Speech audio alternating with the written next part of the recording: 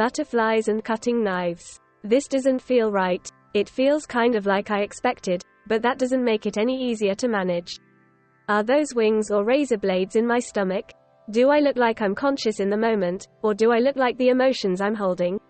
I don't know. All I can tell is that Jessica Fleetwood is sitting slightly hunched over in front of me, on my parents' living room couch, eyes and nose slightly scrunched in a gut-wrenchingly cute way as she puts the finishing touches on our chemistry project. Which is more important to the brain, dopamine or serotonin? She asked rhetorically, closing her laptop, subsequently her eyes, laying back on the couch and letting the relief of work well done wash over her face. I can tell that's dopamine working its magic on her mind, but to see her bask in the glory of completion is more of an innuendo than I'm comfortable pointing out at this point in time. I'm paralyzed. I don't even know how to talk to her right now. I know it's just the topic of our project and she's already sure of my perspective on it, but I'm really sitting here feeling like she just asked me for my opinion on the matter, and I'm tongue-tied. As if we haven't been talking about this for weeks now. As if both of those chemicals weren't in the middle of beating me into submission. It's not like I'm some emotionally despondent worm, but rifling through emotions for other people has always been a weird thing for me. Especially when just watching an individual put her brain to work makes me melt and tense up all at once. Do you think it's a question even worth asking?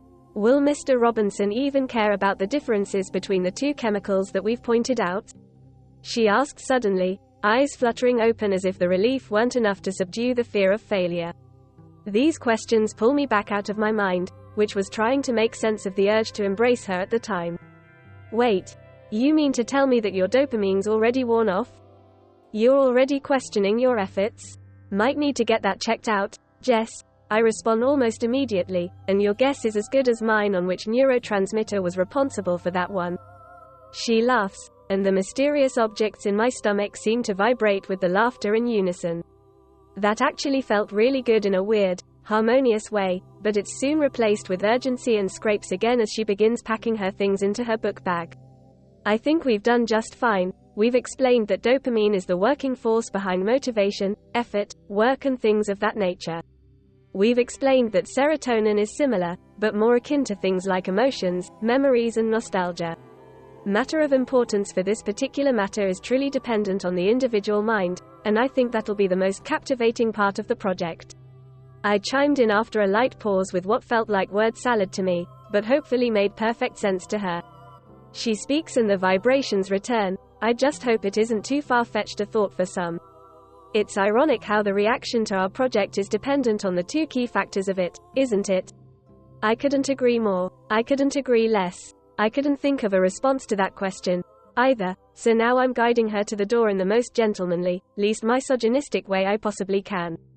The maintained autonomy is a good way for me to make sure these feelings don't leak off of me and onto her. Or I'm just too scared to make these emotions known yet, and I'm watching her body language to see if I'm safe to spill them.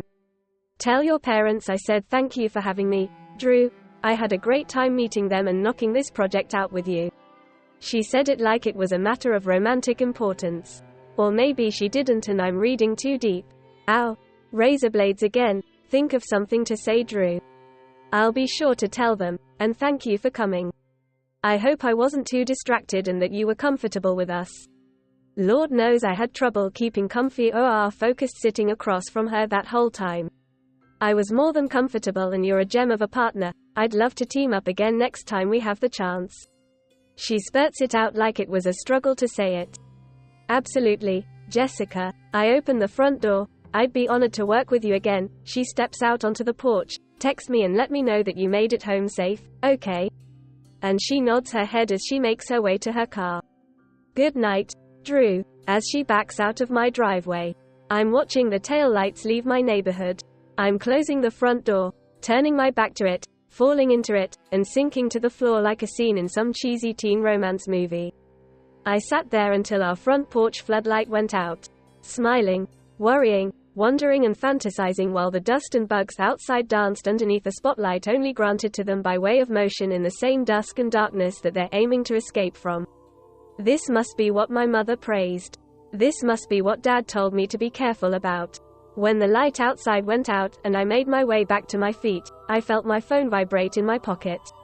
Upon unlocking it and being greeted by my tiny glowing screen, I thought about if the bugs in the floodlight behind me could relate, if they could fathom how much bigger emotions and sentience could be compared to them. The text was from Jessica. It read, "Home safe, sweet dreams handsome. Neurotransmitters or no? I'll put my empathy to use tomorrow in order to clear my mind of these questions, and my stomach of these unwelcomed metaphorical guests."